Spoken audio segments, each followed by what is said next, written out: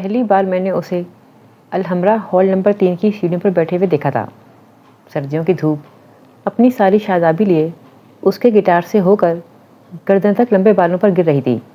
اس کی لمبی انگلیاں گٹار پر وقفے وقفے سے متحرک تھیں اور اتفاق سے جیسے جیسے میں سیڑھیوں پر چڑھ رہی تھی ویسے ویسے گٹار کی تاریں سرگم چھوڑ رہی تھیں۔ یہی وجہ تھی کہ آخری سیڑھی پر پہنچ کر میں نے گردن موڑ کر اسے دیکھا۔ اس کی پشت میری طرف تھی، آدھا گٹار، چہرے پر گرے لمبے بال اور چھوٹی سی داڑھی مجھے دکھائی دے رہی تھی۔ مجھے ہال کے اندر چلے جانا چاہیے تھا لیکن میں وہیں کھڑی رہی۔ شاید گٹار کی دھن نے مجھے منجمد کر دیا تھا۔ یہ ابتدا تھی اس سفر کی جس کی انتہا نے اسے میرے دل میں لازوال کر دیا اور مجھے زوال پذیر۔ ہال کا لکڑی کا دروازہ جس کے لوہے کے کنڈے بہت شور کرتے ہیں کہ سامنے کھڑے ہو کر میں نے زندگی میں پہلی بار آگے ہو کر کسی لڑکے کو دیکھنا چاہا کہ وہ کون ہے یا کیسا ہے۔ وہ عیسیٰ تھا۔ کھڑے کھڑے جیسے ہی میں نے اسے دیکھنے کے لیے چہرہ آگے کی طرف جھکایا، اس نے گٹار پر سے اپنا چہرہ اوپر اٹھا لیا۔ ہم دونوں کے سر ایک ہی ساتھ میں ایک ہی رخ پر ایک دوسرے کی طرف اٹھے۔ میرا جھکا رہ گیا اور اس کا اٹھا۔ میں اوپر آخری سیڑھی پر کھڑی تھی اور وہ نیچے پہلی سیڑھی پر بیٹھا تھا۔ اس کی آنکھیں سوالیاں تھیں اور میری حیرت زدہ۔ وہ میری طرف اچنبے سے دیکھ رہا تھا، میں اس کی طرف خوف سے۔ اس کا جادو مجھ پر چڑھ جانے کا خوف، اتنے سالوں بعد حقیقت میں اس سے مل لینے کا خوف۔ میں نے وہاں سے ہٹ جانا چاہا لیکن وہاں سے ہل نہیں سکی۔ سر اٹھا کر وہ میری طرف بدستور دیکھ رہا تھا۔ ایک ہاتھ ابھی بھی گٹار کے تاروں پر تھا۔ وہ میں نے اسے دیکھنے کی کوئی وجہ دینی چاہی لیکن دے نہیں سکی اور تیزی سے ہال کے اندر چلی گئی۔ اندر بیٹھ کر اس کی آنکھوں کی حیرت یاد آتی رہی۔ دھوپ جو اس کی کٹی پڑی داڑھی میں سے چھن چھنا رہی تھی، سوال جو اس کی آنکھوں میں سمٹ آئے تھے، وہ دھن جو وہ بجانے کی تیاری کر رہا تھا۔ جس وقت میں اپنی کانفرنس اٹینڈ کر کے واپس جانے لگی اس وقت بے اختیار میں وہیں سیڑھیوں کے پاس رک گئی۔ اب وہ وہاں سیڑھیوں پر نہیں بیٹھا تھا۔ میں نے ایسے ہی ایک نظر سارے الحمرا پر ڈالی اور اسے تلاش کرنا چاہا لیکن وہ کہیں نظر نہیں آیا۔ کینٹین سے پانی لے کر جب میں واپس جا رہی تھی تب وہ ایک لڑکے کے ساتھ آرٹ گیلری سے نکل رہا تھا۔ اب گٹار اس کی پشت پر کراس میں تھا، سر پر ایسا بدرنگ گول ہیڈ تھا جو اسے ماڈرن ہپی کی لک دے۔ وہ ہاتھ میں پکڑے پاپ کارن کھا رہا تھا۔ اس کا منہ اتنی تیزی سے چل رہا تھا جیسے وہ کئی دنوں کا بھوکا ہو۔ اتنا غریب لگتا تو نہیں تھا لیکن ایسے پاپ کارن کھاتے ہی وہ بڑا ہی غریب لگ رہا تھا۔ عیسیٰ، اوے گٹار والے، رک! پیچھے سے کسی نے آواز دی تو اس کا منہ اور وہ خود ایک ساتھ کے لیے ساکت ہو گئے۔ اس نے مڑ کر پیچھے دیکھا۔ میں نے بھی گردن گھما کر دیکھا۔ اس کے دوست نے پیچھے سے آ کر اس کی گردن کو جکڑ لیا اور وہ اس سے شیر کی بچی کی طرح لاڈ کرنے لگا۔ میں ان سے 4 اسٹیپ نیچے کھڑی تھی اور وہ 4 اسٹیپ اوپر، اور اتفاق سے ہم پھر ایک دوسرے کو دیکھ رہے تھے۔ اس بار وہ پھر سے اچنبے سے اور میں خوف سے۔ مجھے آج تک سمجھ میں نہیں آیا کہ میں کس خوشی میں وہاں کھڑی ہو کر انہیں دیکھنے لگی تھی۔ دونوں دوست اپنے لاڈ سے فارغ ہوئے تو عیسیٰ میرے قریب آیا۔ کیا میں تمہارا کوئی گمشدہ رشتہ دار ہوں جسے دیکھ کر تم یوں بار بار چونک رہی ہو؟ گٹار کے کچھ تار اس کی آواز میں بھی تھے۔ میں نے نامے سر ہلا دیا، وہاں سے جانے کی پھر بھی کوشش نہیں کی۔ اوہ، میں نے تو کھڑے کھڑے ساری پلاننگ کر لی تھی کہ میرے کوئی امیر کبیر انکل مجھے ڈھونڈ رہے ہیں، یعنی کوئی ٹائکون ٹائپ انکل، قریب قریب ملک ریاض جیسے۔ وہ مجھے پا چکے ہیں اور اب وہ مجھے اپنے محل نما گھر میں لے جائیں گے جہاں میرے لیے ایک ساؤنڈ پروف اسٹوڈیو ہوگا۔ خیر، یہ تو ذرا آگے کی باتیں ہیں۔ مین بات یہ ہے کہ ان کی اکلوتی بیٹی مجھے پسند کرنے لگے گی، اتنا پسند کہ ہماری شادی ہو جائے گی۔ انکل اپنی ساری جائیداد بیٹی اور داماد یعنی میرے نام کر جائیں گے۔ میں اس جائیداد سے پہلے تو ورلڈ ٹور کروں گا، پھر میں اپنی ایک ایسی میوزک کمپنی کھولوں گا جو مجھ جیسے غریب لیکن قابل فنکاروں کو پروموٹ کرے گی۔ دنیا میں میرا اور میری کمپنی کے فنکاروں کا ایک نام ہوگا، بگ نیم اینڈ فیم، سب خوش پاش۔ لیکن تم نے میرے اتنے سارے خواب توڑ دیے۔ میں اپنے پاپا کی اکلوتی بیٹی ہی ہوں، میری زبان سے ایک دم نکلا جبکہ میں اس کا ڈرامہ سمجھ رہی تھی۔ لیکن تمہارے ڈیڈ میرے انکل نہیں ہیں۔ وہ مسکرا کر آگے جانے لگا۔ اس کا دوست اب ڈسپوزیبل کپ میں چائے لا رہا تھا۔ وہ اس کے پاس گیا، چائے پکڑی، گھونٹ لیا اور پھر ایک دم مڑ کر مجھے دیکھا۔ اتفاق سے میں چند قدم میں آگے رینگ سکی تھی۔ اور تم مجھے پسند بھی تو نہیں کرتی، ذرا سا چلا کر کہا۔ میں ابھی بھی وہیں کھڑی تھی، برا ہو اس زمین کا جس نے میرے پیر جکڑ لیے تھے۔ کیا تمہارا مجھے اغوا کرنے کا ارادہ بن رہا ہے؟ تمہیں لگتا ہے کہ میں کوئی ہائی فائی آرٹسٹ ہوں جس کے بدلے میں حکومت تمہیں بھاری تاوان دے گی یا تمہارے گروپ کے لوگوں کو جیلوں سے رہا کر دے گی؟ ہائی فائی تو تم کہیں سے بھی نہیں لگ رہے۔ اس کی اوور ایکٹنگ سے میں چڑھ گئی۔ لیکن تم ہر طرح سے ہائی فائی لگ رہی ہو، رچ کڈ، امیر ترین، لیکن آرٹسٹ نہیں۔ مجھ پر کمنٹ کرنے کی کوئی ضرورت نہیں ہے تمہیں۔ اب مجھے غصہ آ گیا۔ آرٹسٹ تو غریب لوگ بنتے ہیں اور مجھے کیا ضرورت ہے آرٹسٹ بننے کی؟ چائے کے کپ سے چسکی لیتے وہ تھوڑا سا چونکا، پھر مونچھوں تلے دبے ہونٹوں سے ہنسا دیا۔ مجھے گھورنے کی بھی تمہیں کوئی ضرورت نہیں ہے۔ میں میوزیم میں رکھا مجسمہ نہیں ہوں جسے تم اتنی باریک بینی سے دیکھ رہی ہو۔ میری جزیات میں جانا بند کرو۔ لیکن اگر تم پھر بھی ایسے ہی گھورتے رہنا چاہتی ہو تو پہلے ٹکٹ لے لو۔ میرا خیال ہے مجھ پر کم سے کم $50 کا ٹکٹ تو لگنا ہی چاہیے۔ لاؤ $50۔ اس نے ہاتھ آگے کیے اور اس کا دوست اسے کوہنی مار کے ہنسنے لگا۔ میں بھنا کر وہاں سے چل کر پارکنگ میں آ گئی۔ وہ دونوں دوست بھی پارکنگ سے اپنی بائک نکالنے لگے۔ ان کی بائک کافی دیر تک میری کار کے سامنے سڑک پر لہراتی رہی۔ دونوں میری کار کو آگے جانے کا راستہ ہی نہیں دے رہے تھے۔ اگر میری ڈرائیونگ ذرا سی بھی اچھی ہوتی تو میں ان کی بائک کو اپنی کار سے ایک گھونسا مار کر آگے نکل جاتی۔ جب ان دونوں کا مجھے تنگ کرنے سے جی بھر گیا تو ہاتھ لہرا کر اور فلائنگ کس کر کے عیسیٰ غائب ہو گیا۔ میں اپنے کالج، اپنی کلاس، اپنی سوسائٹی میں ہزاروں لڑکوں کو دیکھ چکی تھی، ان سے مل چکی تھی، انہیں جانتی تھی۔ پھر اسے ہی دیکھ کر مجھ پر انجانے جادو کا اثر کیوں ہوا؟ کیا صرف اس لیے کہ ایک بار میں نے اس کی شکل کے ایک لڑکے کا اسکیچ بنایا تھا، بلکہ اسی کا۔ مجھے پینٹنگ کا شوق تھا، لیکن پاپا نے مجھے سمجھایا کہ اس میں میرا کوئی فیوچر نہیں ہے۔ میں گل جی یا صادقین کے لیول کی پینٹر بن جاؤں تب تو ٹھیک ہے، لیکن اگر نہ بن سکوں تو اپنے ہی پیسوں سے آرٹ کی نمائشیں ارینج کروانے سے اچھا ہے کہ میں ایسا کام کروں کہ پیسہ بھی خود بخود آئے اور شہرت بھی۔ سیدھے سیدھے وہ مجھ سے یہ کہہ رہے تھے کہ میں ایسا کام کروں جو مجھے زیادہ سے زیادہ مالی فائدہ دے، جس پر 10 لگانے سے 100 ملیں۔ حقیقت تو یہ ہے کہ مجھے پینٹنگ کا شوق تھا، جنون نہیں۔ حتیٰ کہ میں نے آج تک صادقین کی ایک بھی پینٹنگ دیکھنے کی زحمت نہیں کی تھی۔ اسکیچز بنانے میں میرا ہاتھ کافی صاف تھا۔ فارغ وقت میں اسکیچز بنا لیتی تھی۔ پاپا کہتے ہیں کہ جن چیزوں سے بڑے فائدے حاصل نہ ہوں انہیں فارغ وقت کے لیے شوق بنا لینا چاہیے، پوری زندگی کا مقصد نہیں۔ میں نے شوق کو مقصد نہیں بننے دیا اور ٹیکسٹائل ڈیزائنر بننے لگی۔ عیسیٰ کا اسکیچ میں نے تب بنایا تھا جب میں نیو یارک چھٹیاں گزارنے کے لیے گئی تھی۔ ماما کو یورپی ٹھنڈ بہت پسند ہے، لیکن مجھے ٹھنڈ سے چڑ ہے، خاص کر برف سے۔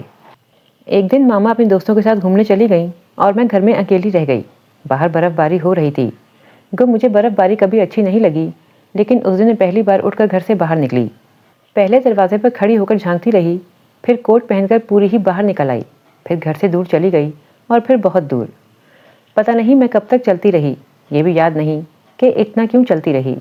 ایک گلی تھی جہاں بہت سے بچے کھیل رہے تھے، کچھ میری عمر کے بھی تھے، 13-14 سال کے، کچھ مجھ سے بڑے بھی تھے۔ بہت شور تھا وہاں۔ اینٹوں سے بنی لمبی دیوار پر کچھ بچے رنگ برنگ کے چاک سے کارٹونز بنا رہے تھے۔ ایک بچی سینٹا کلاس بنا رہی تھی اور ایک 18-19 سال کا لڑکا برف سے نکلتی شاخ بنا رہا تھا۔ نیچے ایک چاک گرا ہوا تھا۔ میں نے اسے اٹھا کر دیوار پر کچھ سوچے بغیر لکیریں کھینچنا شروع کر دیں۔ کچھ دیر بعد جب میں فارغ ہوئی تو وہاں عیسیٰ بن چکا تھا۔ لڑکا جو شاخ بنا چکا تھا وہ میرے پیچھے کھڑا ہو کر دیکھ رہا تھا۔ Boy friend? اس نے مجھ سے پوچھا تو میں نے چونک کر پہلے لڑکے کو پھر اپنے بنائے اسکیچ کو دیکھا۔ میں تمہاری جگہ ہوتا تو اس دیوار پر کبھی اپنی گرل فرینڈ نہ بناتا۔ کیوں؟ کیونکہ یہاں یہ مٹ جائے گا۔ یہ اتنا خاص نہیں کہ اسے خاص جگہ پر بنایا جائے۔ تمہارے لیے اپنی ہی چیز خاص نہیں؟ کتنا اچھا اسکیچ بنایا ہے تم نے، لیکن مٹا دینے کے لیے۔ میں مسکرا دی۔ مجھے پرواہ نہیں تھی کہ وہ مٹ جاتا ہے یا نہیں، وہ میرے ہاتھ سے نکلی لکیریں تھیں اور بس۔ اور اگر وہ میرے ہاتھ سے نکلی لکیریں تھیں تو وہ وہاں سیڑھیوں پر گٹار کون بجا رہا تھا؟ 11 سال بعد وہ دیوار سے کود کر یہاں کیسے آ گیا تھا؟ اور 11 سال پہلے وہ دیوار پر میرے ہاتھ سے کیسے بن گیا تھا؟ میری دوست سمرا کی پینٹنگز کی نمائش تھی اور میں وہ دیکھنے الحمرا آرٹ گیلری آئی تھی۔ نہیں، یہ جھوٹ ہے۔ سچ یہ ہے کہ میں وہاں عیسیٰ کے لیے آئی تھی، لیکن بہانے سے، یعنی میرے اندر چور تھا۔ مجھے کوئی بہانہ چاہیے تھا جب مجھے مل گیا کہ میں تو سمرا کے لیے آئی ہوں۔ میں سرسری نظروں سے پینٹنگ دیکھنے لگی۔ ایسے میں ادھر ادھر کا چکر لگانے لگی. دراصل اسے ڈھونڈنے لگی. مجھے شک تھا کہ وہ وہاں میوزک کلاسز لینے آتا ہے. شک کافی حد تک ٹھیک بھی تھا. وہ اپنی کلاس لے کر باہر نکل رہا تھا. اس بار وہ مجھے دیکھ کر چونکا اور سیدھا چلتا ہوا میرے پاس آیا. تم وہی ہو نا؟ وہی کون؟ جس نے اس دن میرے سہانے سپنے توڑ دیے تھے. سارے کے سارے، سب کے سب. مجھے ہنسی آ گئی. میں تمہیں یاد ہوں؟ جیسے چونک چونک کر، رک رک کر، سہم سہم کر تم مجھے دیکھ رہی تھیں، وہ تمہیں ہمیشہ یاد رکھنے کے لیے کافی تھا. یہ شرف مجھے پہلے کبھی نصیب نہیں ہوا. مجھے ایسے گھور گھور کر کسی نے کبھی نہیں دیکھا. مجھے کوئی شوق نہیں تمہیں دیکھنے کا. مجھے برا لگا کہ اس نے مجھ پر ایسے طنز کیا. تمہیں یہ شوق پورا کرتے ہوئے میں نے خود دیکھا ہے. تم خود کو کیا سمجھ رہے ہو؟ عیسیٰ؟ تو مسٹر عیسیٰ، آپ کسی غلط فہمی کا شکار ہیں. تو دور کر دیں میری غلط فہمی. اس نے گٹار کو اپنے جوتوں پر ٹکا لیا اور گٹار کے کنارے پر اپنی تھوڑی رکھ لی. میرے پاس اتنا فالتو وقت نہیں ہے. اچھا، میں نے ایک نئی دھن سیکھی ہے، سناؤں تمہیں؟ گٹار کو دونوں ہاتھوں سے پکڑ کر وہ پوچھ رہا تھا. اتنے دوستانہ انداز سے پوچھ رہا تھا کہ میں فوراً سیڑھیوں پر بیٹھ گئی اور وہ بھی بیٹھ کر گٹار بجانے لگا. اگر میں اس کی دھن کا ترجمہ ٹھیک سے نہیں بھی کر پا رہی تھی، تب بھی وہ کچھ ایسے تھی.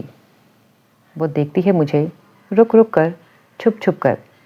میں بھن کر کھڑی ہو گئی اور پاؤں پٹک پٹک کر سیڑھیاں اترنے لگی. مجھے آج سے پہلے کسی نے ایسے شرمندہ نہیں کیا تھا. ٹھیک ہے، وہ ایک آرٹسٹ ہے. اس میں اس کے فن اور اس فن کی لگن کے سب رنگ نمایاں ہیں، لیکن اس کا مطلب یہ نہیں تھا کہ وہ مجھ سے ایسا سلوک کرتا. اگر 11 سال پہلے میں نے اس کی تصویر کو دیوانہ وار نہ بنا دیا ہوتا تو اس کا باپ بھی مجھے اس کی طرف متوجہ نہیں کر سکتا تھا. جب میں تقریباً بھاگتی ہوئی اپنی کار کا دروازہ کھول رہی تھی تو وہ بھی تقریباً ہانپتا ہوا میرے پیچھے آ رہا تھا. مجھے عیسیٰ کہتے ہیں. اس دن میری قسمت بری طرح سے خراب تھی کیونکہ فوراً میرے منہ سے نکلا، جانتی ہوں. اوہ، تو تم باقاعدہ مجھے تلاش کرتی رہی ہو، میرا پیچھا کرتی رہی ہو. میں بھی سوچ رہا تھا کہ آدھی رات کو کون مجھے اپنے خوابوں میں بلا لیتا ہے، اتنی نیند سے مجھے جگا دیتا ہے. اتنا جنون میرے لیے؟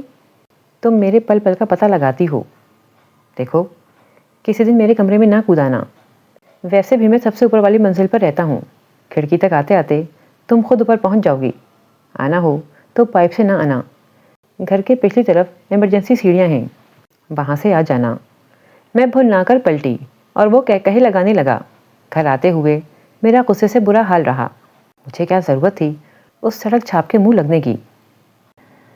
اس سے اگلی ملاقات NCA کالج میں ہوئی تھی. وہ اپنے ایک دوست کے ساتھ درخت کے نیچے بیٹھا باتیں کر رہا تھا. میں قریب سے گزر رہی تھی کہ اچانک میری اس پر نظر پڑ گئی. چونکہ 1 مہینے بعد وہ پھر سے میرے سامنے آیا تھا، اس لیے میں ایک لمحے کے لیے ٹھٹک کر رک گئی. مجھے ٹھٹک کر رکتے ہوئے ایک لمحہ بھی نہیں ہوا تھا کہ اس نے مجھے دیکھ لیا اور کہا لگا کر اپنی آنکھوں کے اوپر ہاتھ رکھ کر ہلانے لگا. یعنی ایسے اشارے کرنے لگا کہ پھر سے مجھے چھپ چھپ کر دیکھ رہی ہو نا. میرا خون سمٹ کر میرے چہرے پر آ گیا. دل چاہا ایک نہیں 101 تھپڑ مار کر آؤں اسے. تم سمجھتے کیا ہو خود کو؟ میرا بس چلتا تو خنجر اتار دیتی اس کے سینے میں. عیسیٰ، اس نے آرام سے کہا. نام ہے میرا. ویسے میں خود کو مائیکل جیکسن بھی سمجھ لیتا ہوں کبھی کبھی. اور تم؟ میں؟ مائی فٹ. اوپس. زبان کو ذرا سا باہر نکال کر وہ شرارت سے ہنسا. دل چاہ رہا ہے تمہارا منہ توڑ دوں. دل توڑ دو میرا، پھر میں رانجھا بن جاؤں گا. پھر دیکھنا کیسی کیسی لازوال دھنیں نکلیں گی اس ٹوٹے ہوئے دل سے. اس کی تیز دھار زبان کا مقابلہ کرنا کتنا مشکل تھا. میں کھڑی اسے گھورتی رہی. تم کہہ کیوں نہیں دیتی کہ تمہیں مجھ سے محبت ہے اور تم یوں چھپ چھپ کر مجھے دیکھتی ہو؟ یہ جملہ اس نے ایسے کہا تھا کہ درخت کے آس پاس بیٹھے سبھی اسٹوڈنٹس گردنیں گھما کر میری طرف دیکھنے لگے کہ کون کس سے محبت کرتا ہے اور کون یوں چھپ چھپ کر دیکھتا ہے. سارا سامنے ایزل پر کام کر رہی تھی. اس بیچاری کا تو اسٹروک بھی غلط گھوم گیا. اس کا منہ بن گیا. Shut up. اس نے آنکھ دبا کر کہا. Go to hell. Go to hell نہیں کہتے، گو آن ہیل کہتے ہیں. یعنی ہیلس پر چلو پھرو. اف. دیکھو، تم مجھے بہت زیادہ امیر لگتی ہو. میرا غریبانہ مشاہدہ کہتا ہے کہ تمہارے ہاتھ میں بندھی اس گھڑی کی قیمت 70 سے 80 ہزار کے درمیان ہے. لیکن اس کا غریبانہ مشاہدہ غلط تھا. میری رسٹ واچ کی قیمت 1.5 لاکھ تھی۔ یہ تم نے سوئسی پہن رکھی ہے نا؟ ہاں، یہ وہی ہے۔ اور تمہاری کار؟ چلو اسے چھوڑتے ہیں۔ چلو مان لیتے ہیں کہ میں بھی تمہیں پسند کرنے لگوں گا، لیکن تمہارے ڈیڈی یا پاپا، جو بھی تم انہیں کہتی ہو، ان کو مجھ جیسا غریب انسان پسند نہیں آئے گا۔ وہ مجھے ریجیکٹ کر دیں گے، بلکہ میری غربت کی کافی بے عزتی بھی کریں گے۔ میرا دل ٹوٹ جائے گا، تم خودکشی کر لو گی، اور میں تمہارے غم میں ایک بڑا فنکار بن جاؤں گا۔ ویسے میں کوئی زیادہ نقصان میں نہیں رہوں گا۔ ہاں، البتہ تم اپنا حساب کتاب پھر سے لگا لو۔ وہ روانی سے کہہ رہا تھا۔ افسوس کا مقام تو یہ تھا کہ سب پوری توجہ سے اسے سن بھی رہے تھے۔ سارا نے برش کو اپنی چھوڑی سے ٹکا لیا تھا۔ سب اسے اتنے غور سے کیوں سنتے تھے؟ خودکشی؟ مائی فٹ، اس نے کہا لگایا۔ یعنی تم مان رہی ہو کہ تم مجھے پسند تو کرتی ہو، لیکن خودکشی جتنا نہیں۔ اگر یہ نوبت آئی بھی تو تم پر ہی آئے گی۔ محبت بھی تمہیں مجھ سے کرو گے اور خودکشی بھی۔ اس کا دوست دل کھول کر ہنسا۔ عیسیٰ نے مجھے آنکھ ماری۔ میں نے سارا کے ہاتھ سے برش کھینچ کر عیسیٰ کے منہ پر رگڑ دیا۔ اس کا منہ سرخ لکیروں سے سج گیا۔ تم نے مجھے سرخ رنگ دیا۔ کیا نام ہے تمہارا؟ ہاں، صوفی۔ یہ کیا کر دیا تم نے؟ تم ضرور مجھے خون میں نہلاؤ گی، لیکن اگر خون کا دریا بہا کر بھی تمہیں پانا پڑا تو میں پاؤں گا، تمہیں پا لوں گا میری جان۔ سب پھر ہنسنے لگے۔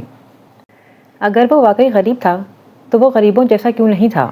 دبا دبا احساس کمتری کا مارا ہوا، کپڑوں جوتوں کی طرح گاڑیاں تبدیل کرنے والی لڑکیوں سے بات کرتے ہوئے چیک ان رکھنے والا۔ یا تو وہ غریب نہیں تھا، اور یا وہ غریب تو تھا، لیکن اس کے پاس کچھ ایسا ضرور تھا جس کے بل پر وہ اتنا اتراتا تھا۔ اگر اس کی اتراہٹ اس کے فن کے بل پر تھی تو مجھے اس کی پرواہ کرنے کی کوئی ضرورت نہیں تھی۔ پاپا کہتے ہیں فنکار اور فقیر میں زیادہ فرق نہیں ہوتا۔ اگلے دن میں کالج گئی تو وہاں ہر ایک کو مانی خیجی سے ہنستے پایا۔ اس جیسے لڑکے کی اتنی اوقات تھی کہ میرے ساتھ اپنا اسکینڈل مشہور کراتا۔ میں اس لفنگے کا منہ توڑ دوں گی، میں نے بینیش سے کہا۔ اسے مذاق کی عادت ہے، اس کی زبان ایسے ہی چلتی ہے، اسے انجوائے کرو یار۔ تم کیسے جانتی ہو اسے؟ تقریباً سبھی جانتے ہیں اسے، میں بھی تھوڑا بہت جانتی ہوں۔ وہ جو شارٹ کورسز ہو رہے ہیں نا، ان کی کلاسز لینے آتا ہے۔ وہ یہاں اسٹوڈنٹ ہے؟ اتنا امیر تو نہیں لگتا وہ۔ ہاں ہاں، اتنا غریب بھی نہیں ہے وہ، ٹیچر ہے وہ۔ کبھی کبھی اسے ادھار کی کلاسز بھی ملتی ہیں۔ اپنے کچھ یونیک دھنوں پر لیکچر دینے آتا ہے، سکھاتا بھی ہے۔ سارا وغیرہ کی جو ایگزیبیشن ہوئی تھی نا، اس کے لیے اسی نے تھیم میوزک کمپوز کیا تھا۔ تم یہ سب جانتی ہو تو میں کیوں نہیں جانتی؟ میں نے کئی بار تو ذکر کیا تھا اس کا کہ آؤ اس کی کلاسز لینے چلیں۔ کب؟ یہی کوئی 2 مہینے پہلے۔ مجھے خود پر حیرت ہوئی۔ ہاں، بینیش نے ذکر کیا تھا، لیکن مجھے کوئی دلچسپی نہیں تھی میوزک کی ایکسٹرا کلاس لینے میں۔ میں اس لیے بھی حیران تھی کہ اس سے ملاقات سے پہلے اس کا ذکر مجھ تک آ چکا تھا، لیکن میں انجان تھی۔ اف، میرے ساتھ کیا ہونے جا رہا ہے؟ کیا میں کسی فیری ٹیل کا حصہ ہوں؟ میں نے اپنی زندگی اتنی حقیقت پسندانہ گزاری ہے کہ فیری ٹیل کا سوال ہی پیدا نہیں ہوتا۔ یہی کیا کم ہے کہ پاپا کے ایک بار سمجھانے پر میں نے پینٹر بننے کا خیال ہی دل سے نکال دیا تھا۔ پاپا کے دلائل بہت پر اثر ہوتے ہیں، یا شاید وہ آنے والے وقت اور دنیا پر بہت گہری نظر رکھتے ہیں۔ ان کا کہنا ہے کہ دنیا میں وہ شخص کبھی کامیاب نہیں ہو سکتا جو جذباتی ہو کر سوچتا اور فیصلے کرتا ہے، جیسا کہ پاپا کبھی جذباتی نہیں ہوئے تھے۔ انہوں نے 28 سال کی عمر میں خود سے 8 سال بڑی اپنے باس کی بیٹی سے شادی کر لی تھی۔ ایک بار میں نے پاپا کے کاغذات میں ایک خوبصورت لڑکی کی تصویر دیکھی تو ان سے پوچھ لیا، یہ کون ہے پاپا؟ آپ کی کوئی کلاس فیلو؟ میں ایک مڈل کلاس لڑکا رہا ہوں صوفیہ، اور مڈل کلاس لڑکوں کی کلاس فیلوز لڑکیاں نہیں ہوتیں، ہوں بھی تو ان کے ساتھ دوستیاں نہیں ہوتیں۔ کلاس کا فرق ہر کلاس میں رہتا ہے۔ یہ میری کزن ہے، خالہ کی بیٹی۔ تو آپ نے ان کی تصویر کو کیوں سنبھال کر رکھا ہوا ہے؟ آپ انہیں پسند کرتے تھے؟ ہاں، کرتا تھا، اچھی لڑکی تھی۔ ابھی بھی کبھی کبھار مل لیتا ہوں اس سے۔ کتنی پسند؟ شادی جتنی؟ پھر شادی کیوں نہیں کی ان سے؟ ان سے کرتا تو تمہاری ماما سے کون کرتا؟ اب بھی ویسے ہی پسند کرتے ہیں انہیں؟ ہاں، اب بھی پسند کرتا ہوں۔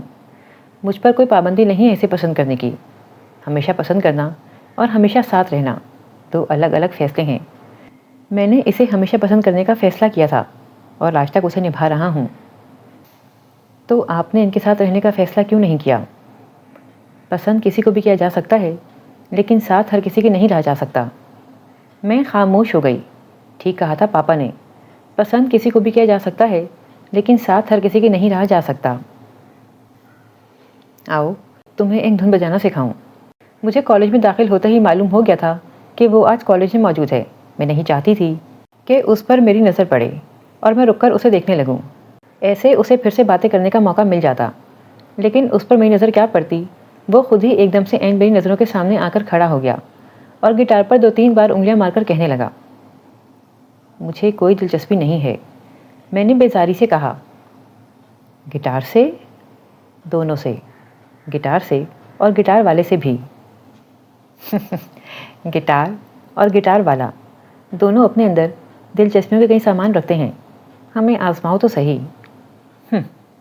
میں کبھی B کلاس موویز نہیں دیکھتی، تو C دیکھ لیا کرو، بلکہ DEF بھی دیکھ لیا کرو۔ اپنی پسند ناپسند پر لکیر نہیں کھینچ جا کرتے، کبھی کبھی راگ کے ڈھیر میں سے بھی ہیرا نکل آتا ہے۔ اس نے اپنے کالر کھڑے کیے۔ میرے پاس اتنے ہیرے ہیں کہ مجھے راگ کے ڈھیر تک جانے کی ضرورت نہیں ہے، اور اب تم بھی جاؤ یہاں سے۔ میں نے ہیرے کو واپس رکھ کر دفن ہو جانے کے لیے کہا، تمہیں دیکھ کر ایسا کیوں لگ رہا ہے کہ تم مجھ سے خفا ہو؟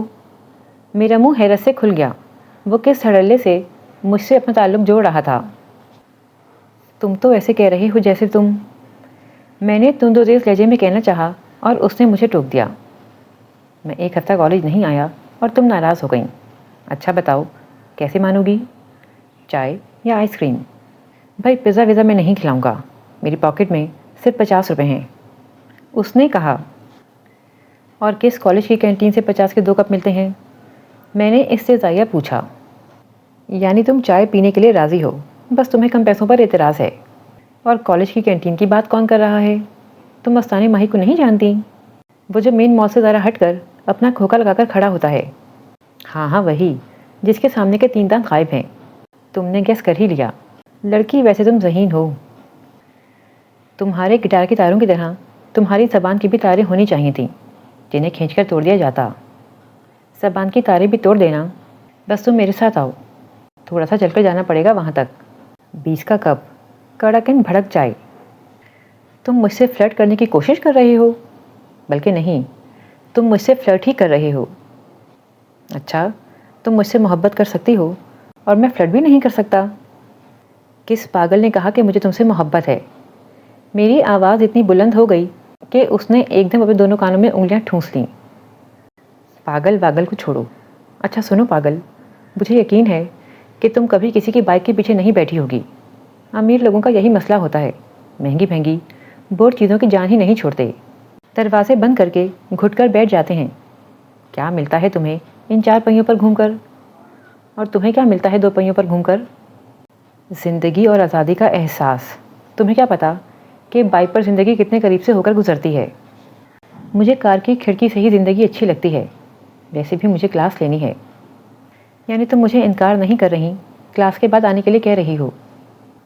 اگر تم مجھے ایسے ہی تنگ کرتے رہے تو میں یہ کالج چھوڑ دوں گی، اور اگر تم نے مجھے تنگ نہ کیا تو میں یہ دنیا چھوڑ دوں گا۔ میرا خیال تھا کہ تم پڑھے لکھے ڈیسنٹ لڑکی ہو۔ تم نے اتنا سوچا میرے بارے میں؟ کیا چاہتے ہو تم؟ میں نے ایک بار تمہیں رک کر کیا ہی دیکھ لیا، تم تو چپک ہی گئے ہو۔ تو تم بھی ایسا ہی کرو نا، چلو آؤ میرے ساتھ، کلاس بنک کر دو۔ ویسے تمہارے کون سے چھوٹے چھوٹے بچے بھوکے مر رہے ہیں جن کے لیے تم اتنی محنت کر رہی ہو؟ وہ کہہ کر آگے بڑھ گیا۔ مجھے بعد میں معلوم ہوا کہ کلاس میں نے ہی بنک نہیں کی تھی، اس نے بھی اپنے لیکچر کی کلاس بنک کی تھی۔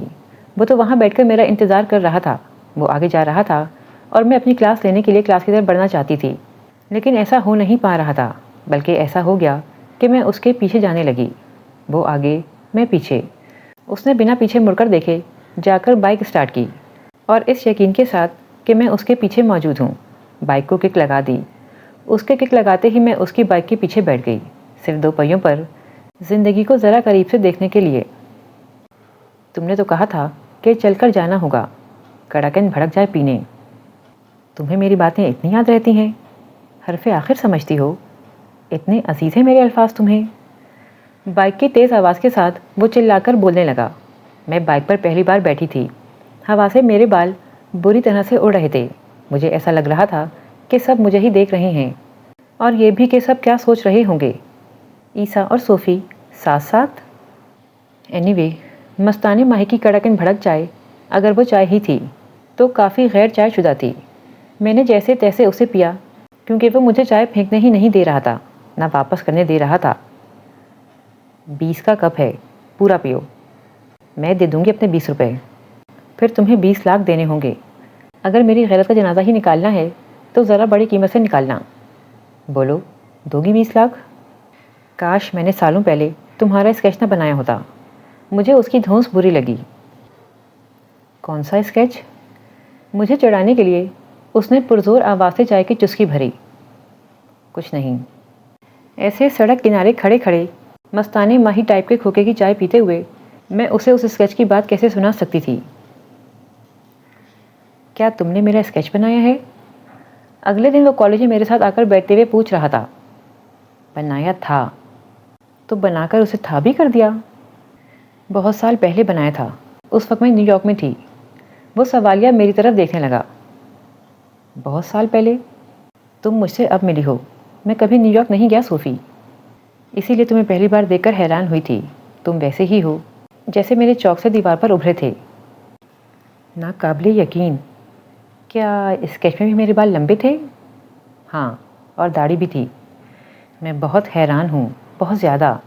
تم اتنے سالوں سے مجھ سے محبت کر رہی ہو۔ اب بس کر دو یہ محبت کرنا، تم جانتے ہو ایسا کچھ نہیں ہے۔ ایسا کچھ نہیں ہے تو ایسا کچھ ہو جائے گا۔ ویسے میں تمہیں کافی پسند کرنے لگا ہوں۔ میں سب کو پسند آتی ہوں۔ اس نے سر سے لے کر پاؤں تک مجھے دیکھا۔ جیسے مجھے آئی ہو ویسے نہیں آتی ہوگی۔ وہ گٹار بجانے لگا۔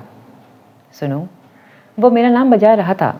میرا نام بھی دھن ہو سکتا ہے، مجھے معلوم نہیں تھا۔ کیا پلاننگز ہیں تمہاری؟ کب کام شروع کرو گے فلم سے؟ پاکستانی فلموں کو میری میوزک کی سمجھ نہیں آئے گی۔ گیا تھا ایک بار، کہنے لگے کوئی بھنگڑا بھنگڑا بناؤ، تو بنا لو بھنگڑا۔ جو فن میں سودے بازی کرتا ہے وہ بے ایمانی کرتا ہے، پھر اسے حقیقی تخلیقات ملنا بند ہو جاتی ہیں۔ اف، اتنی سکراتی بکراتی باتیں۔ کہیں اس کا مطلب یہ تو نہیں کہ تم ہالی ووڈ کے خواب دیکھ رہے ہو؟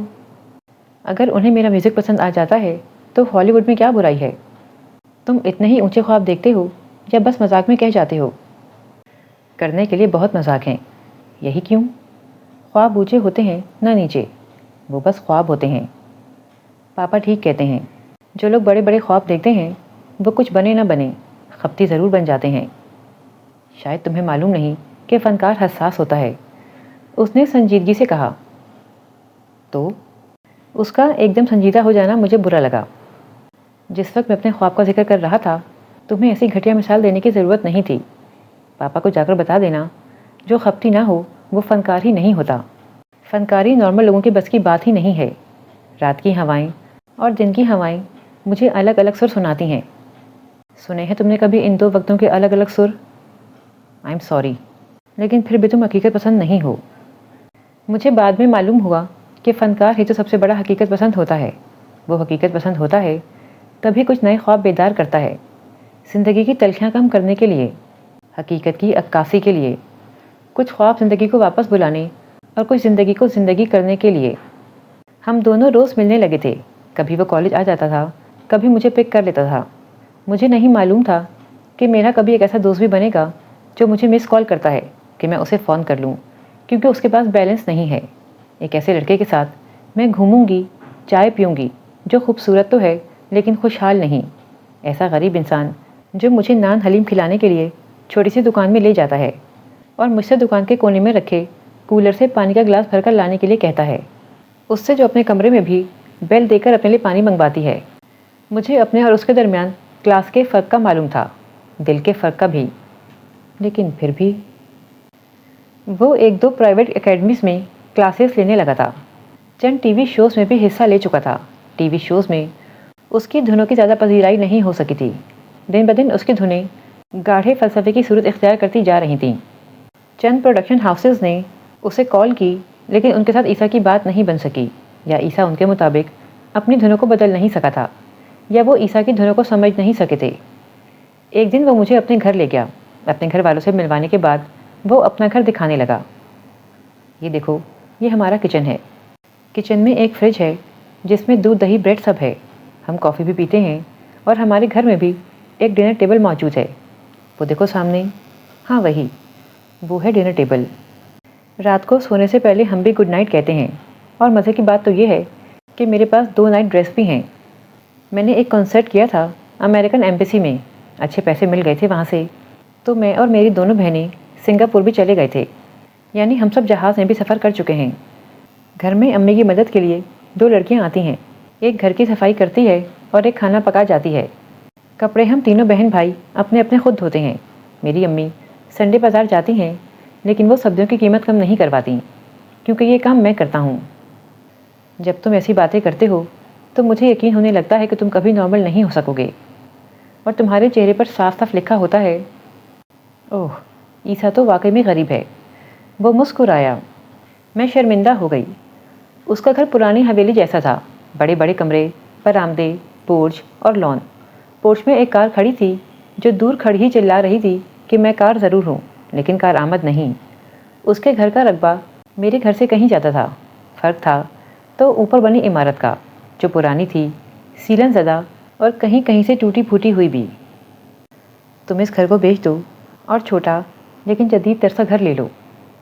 ہمیں تو معلوم ہی نہیں تھا کہ یہ بھی کیا جا سکتا ہے۔ وہ مسکرا دیا۔ اب وہ مجھے اپنے بچپن کی تصویریں دکھا رہا تھا۔ یہ گھر میرے ماموں کا ہے۔ ماموں فرانس میں ہیں۔ جب تک وہ وہاں ہیں ہم یہاں ہیں۔ تو تم فرانس چلے جاؤ، وہاں جا کر میوزک پر کام کرو۔ سنا ہے فرینچ بھی تمہاری طرح کے خپتی ہوتے ہیں۔ تم مجھ سے محبت نہیں کرتی، تمہیں مجھ سے شادی بھی نہیں کرتی، پھر تم ان سب چیزوں کا حساب کتاب کیوں کر رہی ہو؟ کیسا حساب؟ یہ گھر بیچ دوں، اچھے علاقے میں گھر لے لوں، کچھ پیسے کاروبار میں انویسٹ کر دوں، وغیرہ وغیرہ۔ میرا روم روم سنسنا اٹھا تھا۔ وہ ٹھیک کہہ رہا تھا، میں یہی سوچ رہی تھی، لیکن اسے کیسے معلوم ہوا؟ میں ایسی کوئی پلاننگ نہیں کر رہی تھی۔ تمہیں ہر بار ایسا کیوں لگتا ہے کہ جو تم کہتے ہو وہی ٹھیک ہوتا ہے؟ چلو پھر تم کہو اور میں تمہیں بتاؤں گا کہ وہ ٹھیک ہے یا نہیں۔ میں ماما کے ساتھ ٹرپ پر جا رہی ہوں۔ ہاں، یہ ٹھیک ہے، جاؤ، انجوائے کرو، اس نے اطمینان سے کہا۔ اگر تم چلنا چاہو تو کچھ ارینج کیا جا سکتا ہے، تم مجھ سے ادھار پیسے لے لو۔ کیا تم مجھے $10 ملین دے سکتی ہو؟ جب قرض لینا ہی ہے تو انسان بڑا قرض لے۔ ہو سکتا ہے مجھے جرمنی پسند آ جائے اور میں آنا پسند نہ کروں۔ میں نے اسے ڈرانا چاہا۔ جرمنی تمہیں پسند آئے گا، لیکن تمہیں واپس آنا زیادہ پسند آئے گا۔ تمہاری خوش فہمیاں تمہیں لے ڈوبیں گی کبھی۔ مجھے صرف تم لے ڈوبو گی صوفی۔ میں ٹالسٹائی ہوتا تو ایک گاؤں بساتا، کھیتوں میں کام کرتی، ایک دیہاتن کو دل لیتا۔ سرے شام جب سارا گاؤں آتش دانوں کے گرد جمع ہوتا، میں تمہارے لیے برف کے ڈھیر پر بیٹھ کر وائلن بجاتا۔ تم گٹارسٹ ہو۔ ٹالسٹائی کے گاؤں میں میں وائلن نواز ہونا پسند کرتا، تم بھی تو دیہاتن ہوتی۔ اس نے آنکھ مار کر کہا، لگژری زندگی بھی بور کر دیتی ہے کہ میں نے زندگی میں پہلی بار اس وقت جانا جب میں اور ماما شپ میں بیٹھے سمندر کا سفر کر رہے تھے۔ حد ہے۔ سمندر کی لہروں پر اچھلتا کروز اور اس کے ڈیک پر کھڑے لوگوں میں میری دلچسپی خوفناک حد تک خوفناک تھی۔ میرا سرمئی لباس ہوا کے تھپیڑوں سے پھڑپڑا رہا تھا۔ میں نے بازوؤں کو اپنے گرد لپیٹنے کی زحمت بھی نہیں کی تھی۔ میں ڈوبتے ہوئے سورج کو دیکھنے کی روادار بھی نہیں تھی، جسے دیکھنے کے لیے سب لوگ ڈیک پر موجود تھے۔ پھر مجھے کیا دیکھنا تھا؟ یہ جذبہ تو دل دہلا دینے والا ہے۔ میں نے سردی سے نہیں، خوف سے اپنے گرد بازو لپیٹ لیے۔ دل پر پہلی بار وار کرنے والے کے وار کتنے ہی کورے ہوں بڑے مہلک ہوتے ہیں۔ سورج کو پانی میں ڈوبتے دیکھ کر میں نے یہ احساس پایا، مجھے سمندر وحشت زدہ کرنے لگا تھا، اور آسمان کا وہ ٹکڑا جس کے نیچے میں اکیلی کھڑی تھی مجھ پر آ گرنے کے لیے جھکنے لگا تھا۔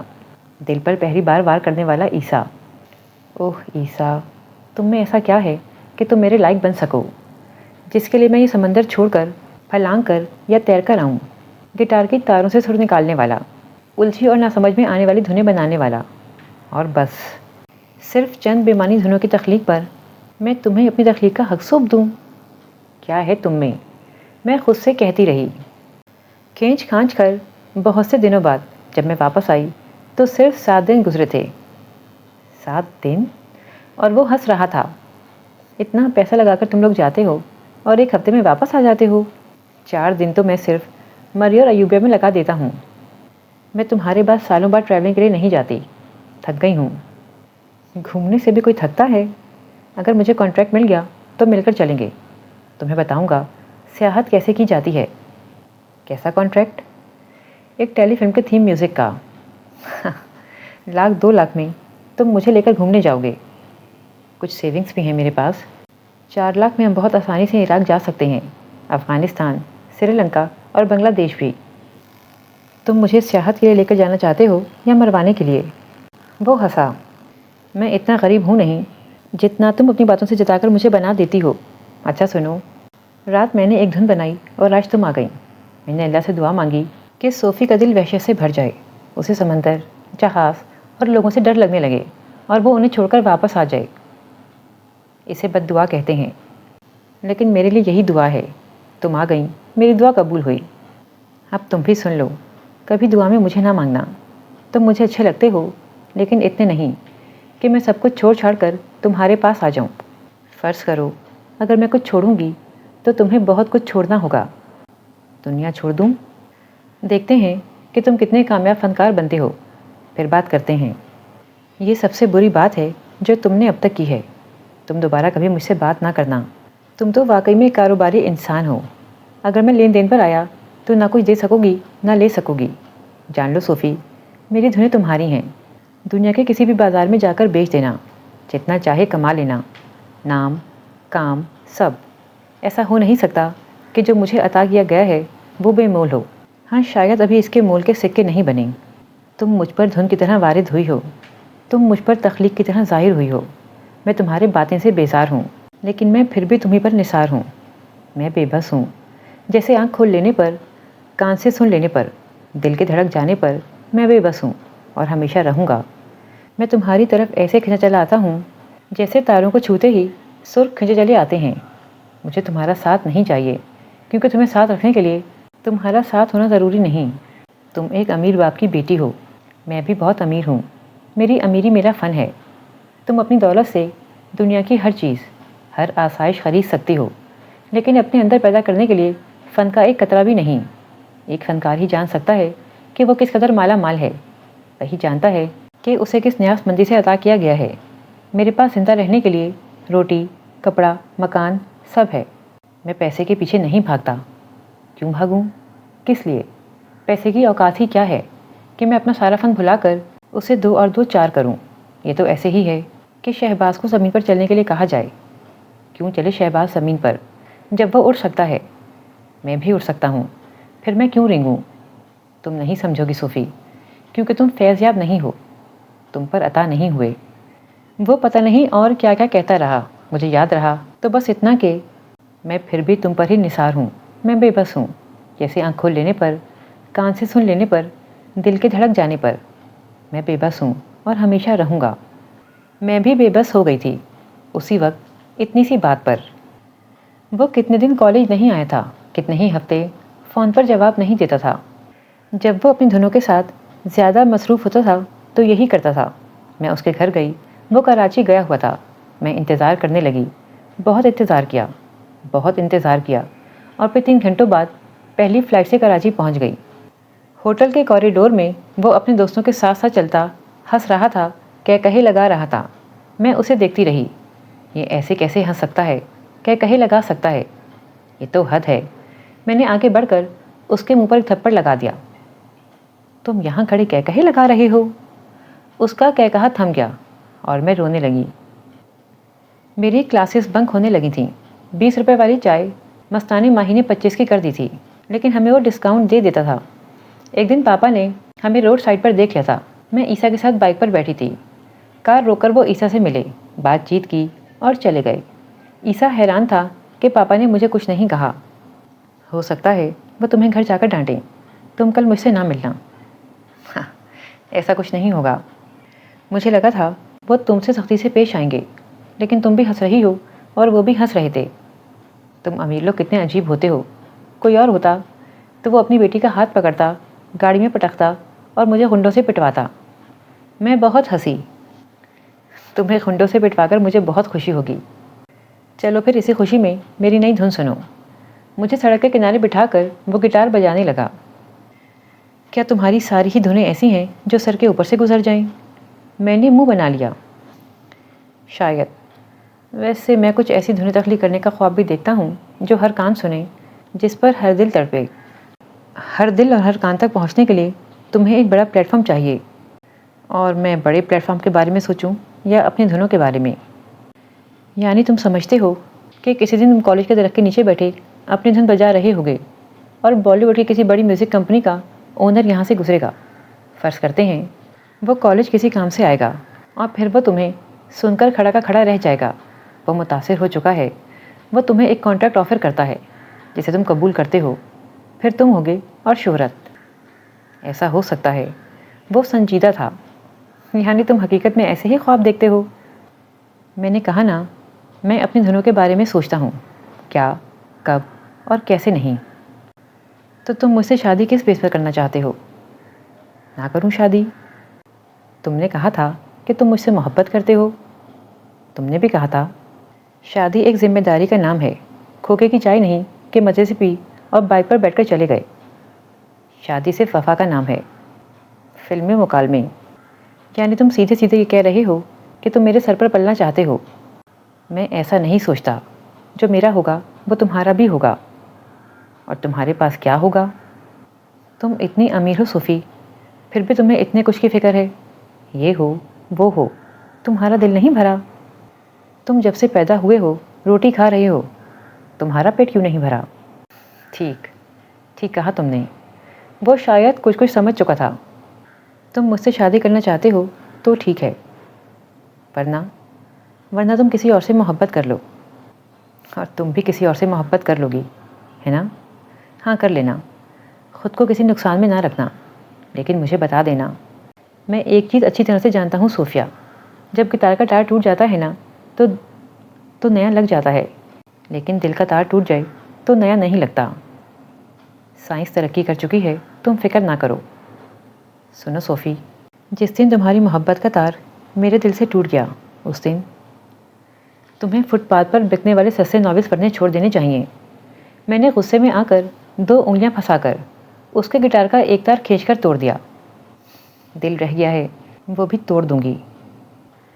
مجھے اس کی دھنیں سمجھ میں نہیں آتی تھیں، اور کبھی کبھی اس کی بھی۔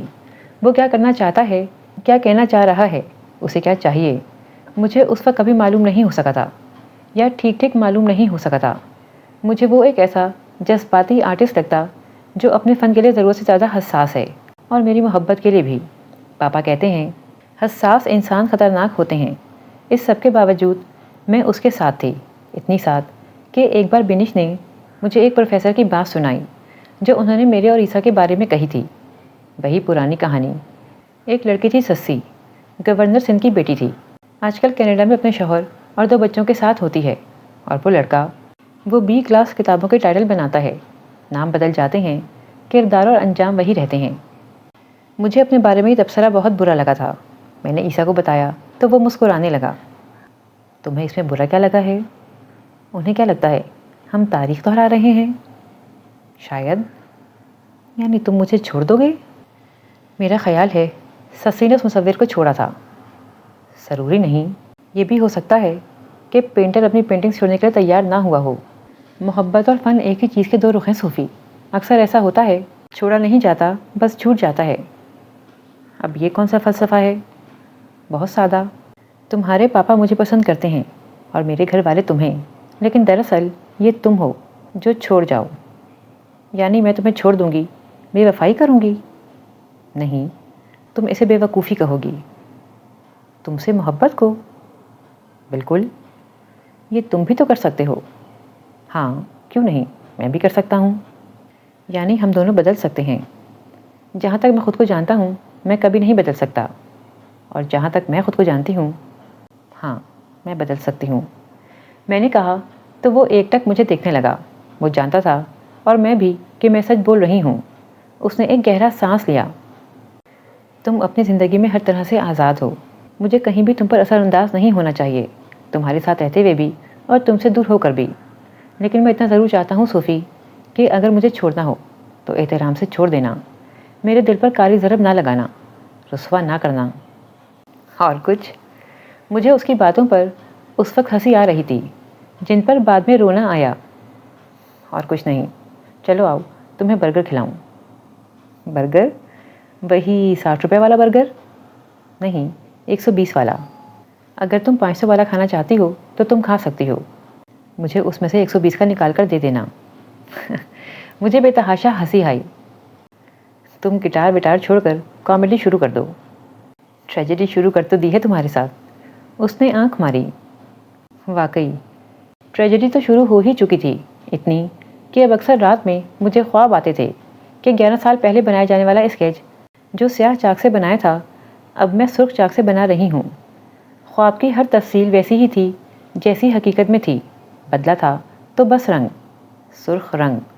میں نے ایک دو بار سوچا کہ مجھے عیسیٰ کو بتانا چاہیے کہ میں ایسے خواب دیکھتی ہوں، لیکن میں اسے بتا نہیں سکی۔ وہ ہر بات میں کوئی نہ کوئی عجیب نکتہ ہی نکالتا تھا۔ اکثر وہ میری باتوں پر چپ ہو جاتا اور غور سے میری طرف دیکھتا کہ مجھے تشویش ہونے لگتی۔ میں یہ بات محسوس کرنے لگی تھی کہ وہ مجھ سے زیادہ جاننے لگا ہے، پھر بھی مجھے لگتا تھا کہ میں اس سے بہت کچھ مخفی رکھنے میں کامیاب ہو جاؤں گی، جیسے یہ کہ میں اس سے محبت تو کرنے لگی ہوں لیکن اسے سچائی سے نبھانے کا کوئی عہد شاید نہیں رکھتی۔ میری فرینڈز اسے کافی پسند کرتی تھیں، بلکہ ان میں وہ بہت مقبول ہو رہا تھا۔ ان کا کہنا تھا کہ وہ ایک دن بڑا نام پیدا کرے گا۔ کیسے؟ میں پوچھتی۔ تم نے اس کی لک دیکھی ہے؟ لمبے بال، پھٹی پرانی جینس، کراس گٹار، الجھی ہوئی داڑھی۔ اس میں مشہور ہونے کی ساری صفات موجود ہیں۔ مشہور تو وہ ابھی بھی بہت ہے کالج میں، دنیا میں بھی ہو جائے گا۔ سوچ رہی ہوں اسے ڈیٹ کر لوں تاکہ اس کی ایکس گرل فرینڈ کی لسٹ میں شامل ہو جاؤں۔ ویسے وہ تھوڑا سا غریب نہیں ہے؟ پتہ نہیں اس تھوڑا غریب سے اس کا کیا مطلب تھا، یعنی کتنا تھوڑا سا غریب؟ یار وہ شوقیہ بائک پر آتا ہے یا اس کے پاس ہے ہی بائک؟ وہ بس پر بھی آتا ہے۔ آج تک جو اس نے مجھے مہنگا ترین لنچ کروایا ہے وہ 560 بل کا کروایا ہے۔ سب دل کھول کر ہنسی۔ میں اس کی غربت کا مذاق اڑا رہی تھی۔ پھر بھی وہ مجھے پسند ہے، نورے نے کہا۔ تمہاری جگہ میں بھی ہوتی تو اسے مست ڈیٹ کرتی۔ تم نے دیکھا کہ وہ کس بے نیازی سے چلتا ہے، ایسے لگتا ہے جیسے اسے دنیا میں کسی کی کوئی پرواہ ہی نہیں۔ ایسے لاپرواہوں کی پرواہ لینے کو کتنا دل چاہتا ہے۔ اس نے دل کی طرف ہاتھ رکھ کر کہا۔ میری وہ بہت پرواہ کرتا ہے، میں نے فخر سے بتایا۔ اگر میں اس سے شادی کروں تو میں اسے میوزک کمپنی کھول کر دوں یا میوزک اکیڈمی۔ مجھے اس بات نے حیرت زدہ کر دیا۔ نورے نے اس پر انویسٹمنٹ تک کے بارے میں سوچ لیا تھا، اتنی اہمیت دے رہی تھی وہ اسے۔ میں نے عیسیٰ کو سب بتا دیا۔ خپتی سوچیں، وہ کہے لگا رہا تھا۔ لوگوں کو تم میں اتنی دلچسپی ہے، مجھے یقین نہیں آ رہا تھا۔ یہ سب وقتی ہوتا ہے یار، شاید میں الگ ہوں تو اپیل کرتا ہوں یا تھوڑا سا خوبصورت۔ مجھے اگنور کرنے کی عادت ہے، اور تم جانتی ہو جو لڑکا اگنور کرتا ہے وہ لڑکیوں کی ایگو کو ہٹ کرتا ہے۔ مجھ جیسے کچھ لوگ آگے چل کر اسٹار بن گئے تو لوگوں کو لگتا ہے میں بھی ویسا ہی اسٹار بنوں گا۔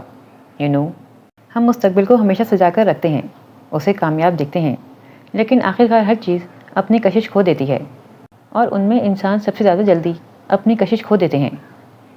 یعنی میری کشش بھی ختم ہو جائے گی؟ ہو جائے گی۔ اگر محبت ختم ہو گئی تو کشش کیسے رہے گی؟ کبھی کبھی وہ اتنا ہی صابگو ہو جاتا تھا، میں ہر روز اس سے ملتی اور مجھے لگتا کہ وہ آج نئی بات کر رہا ہے، وہ پہلے جیسا نہیں رہا۔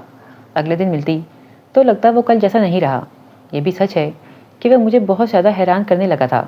اکثر مجھے لگتا کہ اس کے پاس کوئی جادو ہے، وہ میرے دل کی بات جان لیتا تھا، وہ میرے دل کا خیال اور چوری دونوں پکڑ لیتا تھا۔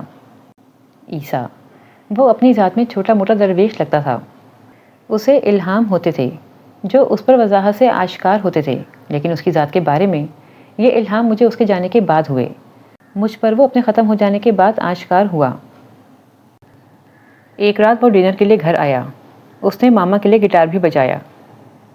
ہم اس کے لیے بہت کچھ کر سکتے ہیں، یہ اسٹار بن جائے گا، صوفی بھی خوش ہو جائے گی، ماما نے پاپا سے کہا، جو میں نے سن لیا۔ پاپا اسے اپنے ساتھ چہل قدمی کے لیے لے گئے تھے۔ زیادہ تر پاپا ہی بولتے رہے، وہ خاموشی سے سنتا رہا۔ میں جانتی تھی کہ وہ اس سے وہی سب کہہ رہے ہیں جو مجھ سے کہتے رہتے تھے۔ کیا کہا پاپا نے تم سے؟ وہ تمہارے لیے فکر مند ہیں، انہیں لگتا ہے کہ میں تمہیں کوئی روگ لگا دوں گا، جبکہ میں نے ان سے کہا کہ یہ ڈر مجھے تم سے ہے۔ یہ بات کہتے ہوئے وہ بہت سنجیدہ تھا۔ پاپا نے مجھ سے کبھی ایسی بات نہیں کی تھی، روگ وغیرہ کی۔ پاپا بھی نہ بس۔ ان کی کچھ باتیں مجھے بہت اچھی لگیں۔ انہوں نے کہا، ہر انسان کی ایک مخصوص فطرت ہوتی ہے اور وہ اسی کے زیر اثر محبت کرتا ہے، جبکہ محبت کو فطرت کے تابع نہیں ہونا چاہیے۔ میں سمجھی نہیں۔ میں سمجھ گیا۔ انہوں نے کہا، تم نے زندگی میں وہی کیا جو انہوں نے تم سے کہا۔ ماں باپ کی بات ماننا اچھا ہوتا ہے۔ میں پاپا کی عقل مندی کی مداح ہوں۔ ہاں اچھا ہوتا ہے، برا تب ہوتا ہے جب جنون جاتا رہے۔ تم اس لیے ان کی سب باتیں نہیں مانتی کہ تم بہت فرما بردار ہو، تم اس لیے مانتی ہو کہ تمہارے اندر جنون ہے ہی نہیں۔ میں ہنسنے لگی۔ مجھے کیا ضرورت ہے جنون پالنے کی؟ میرا ماننا ہے کہ زندگی ایک بار ملی ہے، ہمیں اسے جنون وغیرہ کی کشتی میں سوار نہیں کرنا چاہیے۔ وہ خاموشی سے مجھے دیکھنے لگا۔ اس رات میں نے اسے بے حد سنجیدہ پایا۔ وہ ہنس رہا تھا، کافی پی رہا تھا، پاپا کے ساتھ سیاست پر بات بھی کر رہا تھا، لیکن پھر بھی وہ سنجیدہ تھا۔ اس کی ایسی مسکراہٹ نے مجھے بہت اداس کر دیا۔ میں ایک ٹک اسے دیکھنے لگی۔ جب وہ جانے لگا تو میں نے اس کا ہاتھ پکڑ لیا۔ میں تم سے محبت کرتی ہوں عیسیٰ، اپنی زندگی میں موجود کسی بھی چیز سے زیادہ۔ وہ مسکرا دیا۔ اس نے اپنے سر کو میرے کان کے قریب جھکایا اور پھر کچھ کہے بغیر میرے کان کی لو کو چھو کر پلٹ گیا۔ میں پہلی بار بستر پر کروٹیں بدلتی رہی۔ مجھے رات کی سیاہی پر رونا آیا۔ ساری رات میں عیسیٰ کا گٹار بجاتی رہی، صحرا میں اکیلی، اور اس کی دھنیں امر بیل کی طرح میرے وجود سے پھوٹتی رہیں۔ عیسیٰ، تم کون ہو؟ میں کل رات سو نہیں سکی۔ میں نے جاتے ہی اسے اپنی سرخ آنکھیں دکھائیں اور پھر اس کی آنکھیں دیکھ کر چونک گئی۔ کیا تم بھی جاگتے رہے ہو؟ ہاں، میں دھنیں بنا رہا تھا۔ وہ جھوٹ بول رہا تھا۔ اچھا، لیکن وہ دھنیں تو میرے خوابوں سے نکلتی رہی ہیں۔ اچھا۔ اس نے غور سے میری طرف دیکھا۔ تم اتنے چپ چپ کیوں ہو؟ اتنے دکھی جیسے رونے لگو گے۔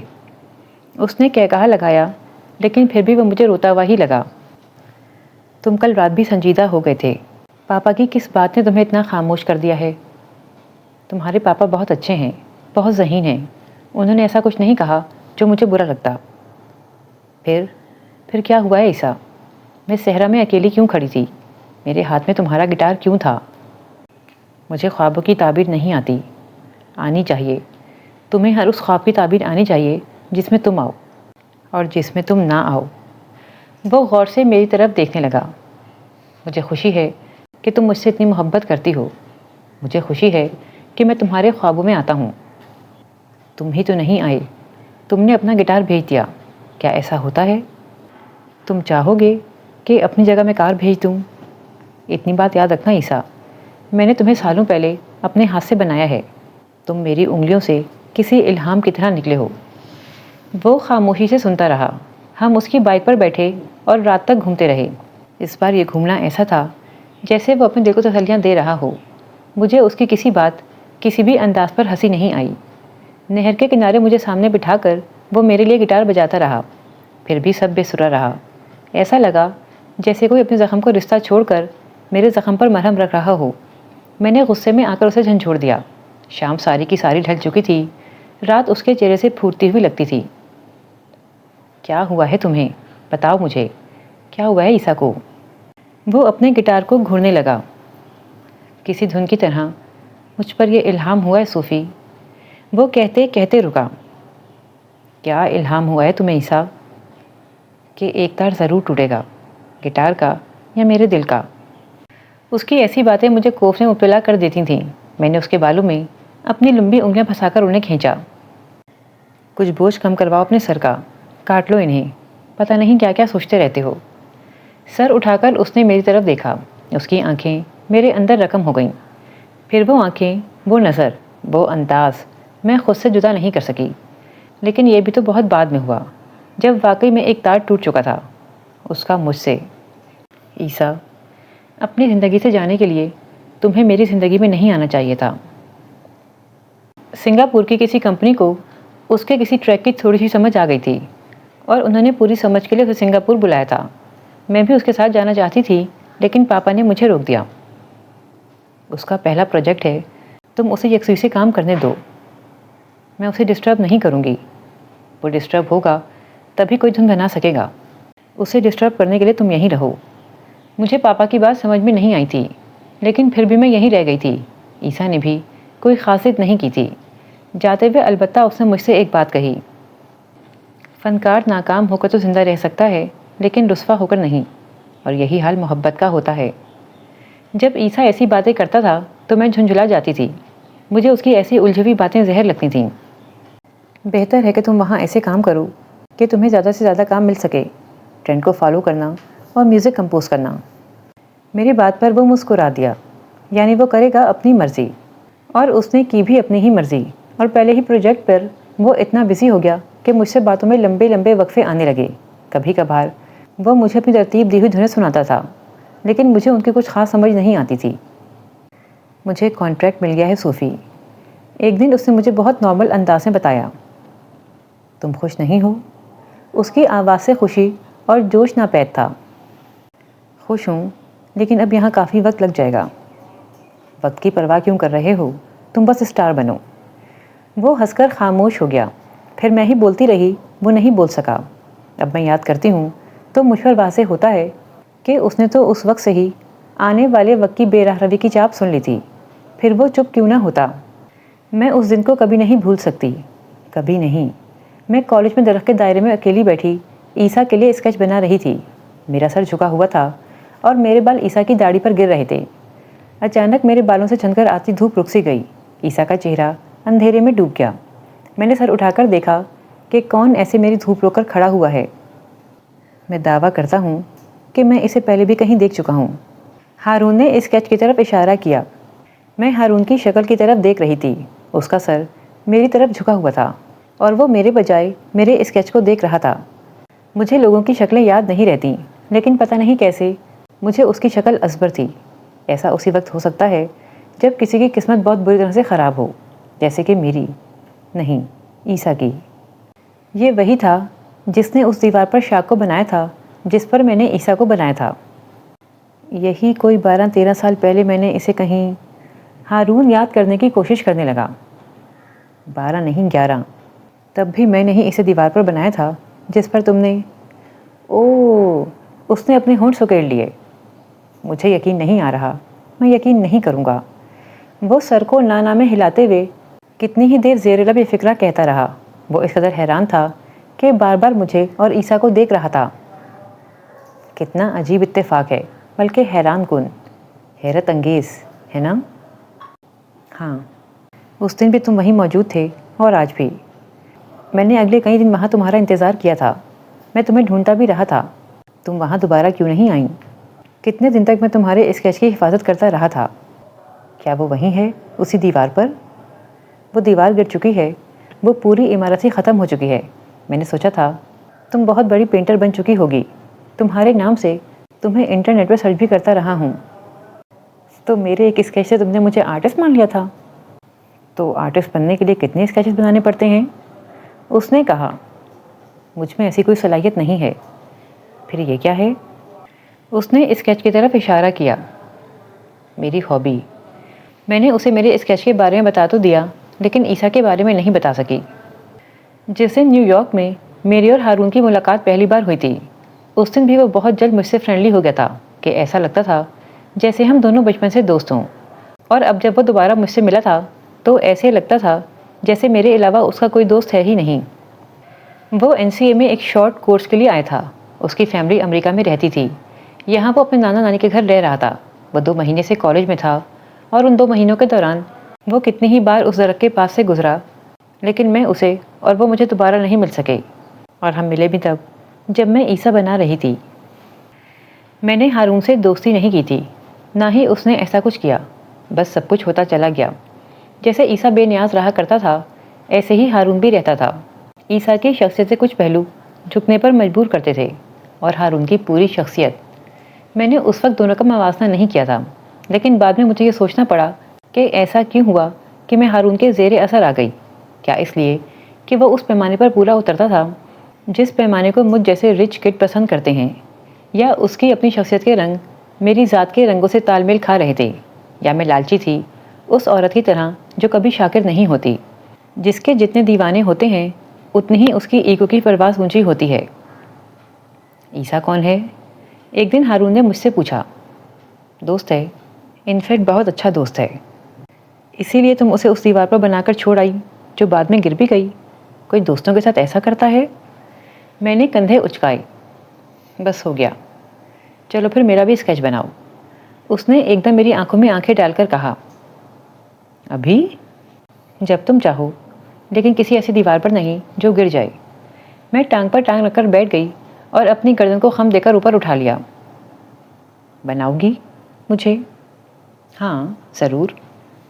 اس کا سوال صرف اسکیچ سے متعلق نہیں تھا، میں جانتی تھی، اور وہ بھی۔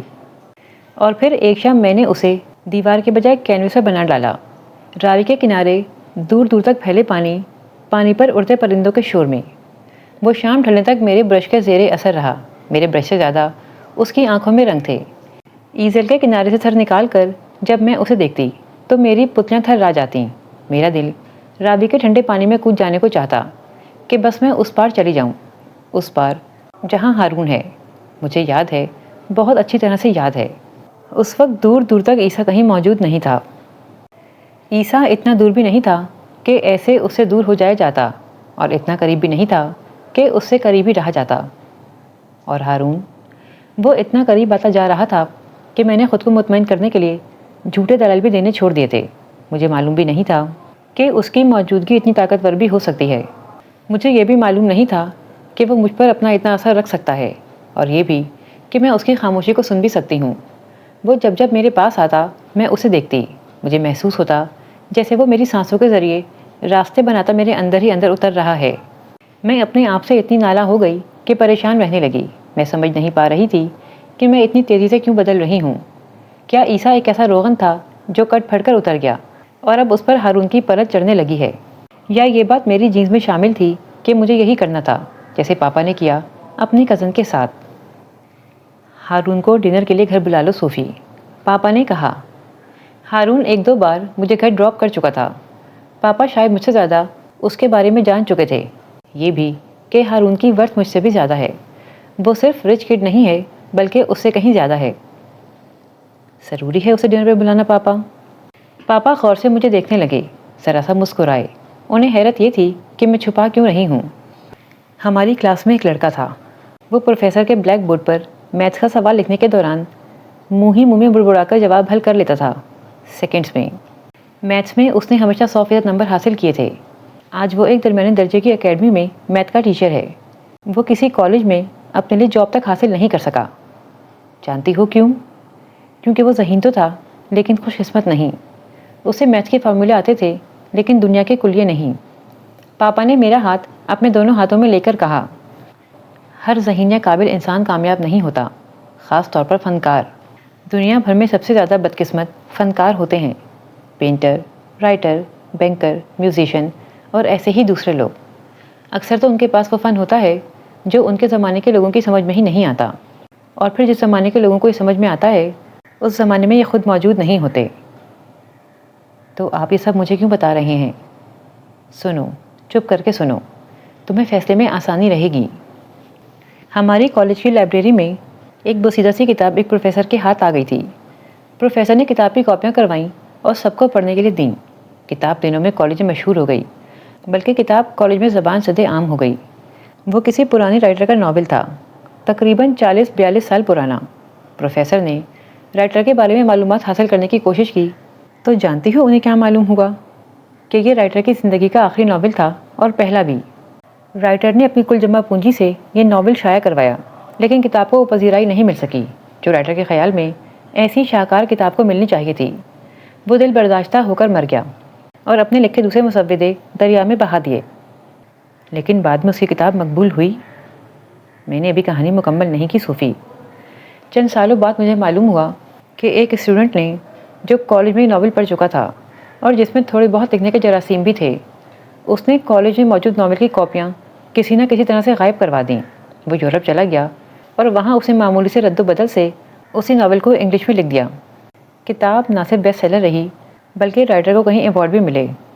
تم نے دیکھا، اس کا حقیقی رائٹر بد نصیب تھا، خوش نصیب کوئی اور نکلا۔ لیکن ایسا ہمیشہ نہیں ہوتا پاپا۔ ہاں، ہمیشہ نہیں ہوتا، لیکن اکثر ایسا ہوتا ہے، بہت سے لوگوں کے ساتھ ہوتا ہے، بہت زیادہ اور بار بار ہوتا ہے۔ لیکن اس رائٹر کا کام تو زندہ ہے، لیکن کام کا خالق مر چکا ہے۔ اس کے فن نے اسے ذہنی آسودگی دی، نہ مالی۔ آپ مجھے کیا سمجھانا چاہ رہے ہیں پاپا؟ میری کچھ سمجھ میں نہیں آ رہا۔ میں ایک روایتی باپ کی طرح ریئیکٹ نہیں کرنا چاہتا صوفی۔ تمہیں امیری غریبی کا فرق نہیں بتاؤں گا۔ میں کسی فلم کا ولن باپ نہیں ہوں۔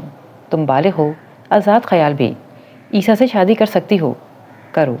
تمہیں جہیز کے نام پر بھی سب کچھ ملے گا، گھر، گاڑی، پیسہ، فیکٹری، سب کچھ، سب تمہارا ہی ہے۔ تم دونوں یہاں اس گھر میں بھی رہ سکتے ہو، لیکن یاد رکھنا، غریب سے غریب شوہر اپنی بیوی کا بوجھ اٹھا لیتا ہے، لیکن امیر سے امیر عورت اپنے شوہر کا بوجھ نہیں اٹھا سکتی۔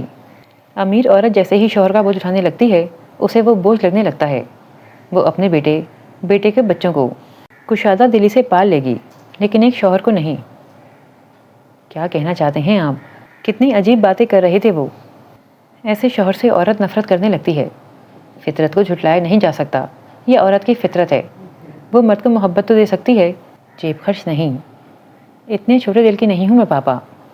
چھوٹی عمر کی ہو تم، میں 50 کا ہونے والا ہوں، اور تمہاری ماں چند سالوں بعد 60 کی ہو جائے گی۔ تمہاری ماں ڈپریشن کی مریضہ بننے والی ہے، اور پھر اس نے ساری جائیداد تمہارے اور میرے نام کر کے اپنی جان چھڑا لی۔ ماما نے بھی آپ کے ساتھ ایک خوشگوار زندگی گزاری ہے۔ تم ذہین ہو، لیکن زیادہ نہیں۔ تمہاری ماما کی ایک آنکھ بیکار ہے، تم یہ تو جانتی ہو، لیکن یہ نہیں کہ وہ اپنے ساتھ ایک خوبصورت شخص ہونا چاہتی تھیں۔ صالحہ ایک اچھی عورت ہے، لیکن میں اس کی کمزوری ہوں۔ ایک آنکھ کے دھبے نے اسے کہیں کا نہیں چھوڑا تھا۔ وہ اپنی ذات کا اعتماد مجھ سے حاصل کرتی ہے، میں اس کا پرائیڈ ہوں۔ تمہارے ساتھ ایسی کوئی مجبوری نہیں ہے، سوائے اس جذبے کے جو تمہاری عمر میں ہر خاص و عام کو اپنے لپیٹ میں لے ہی لیتا ہے۔ تمہیں لگتا ہے یہ واقعی میں محبت ہی ہے۔ یہ سب کو لگتا ہے صوفی۔ یہ جذبہ اتنا اندھا ہوتا ہے کہ انسان کو کچھ دکھائی ہی نہیں دیتا۔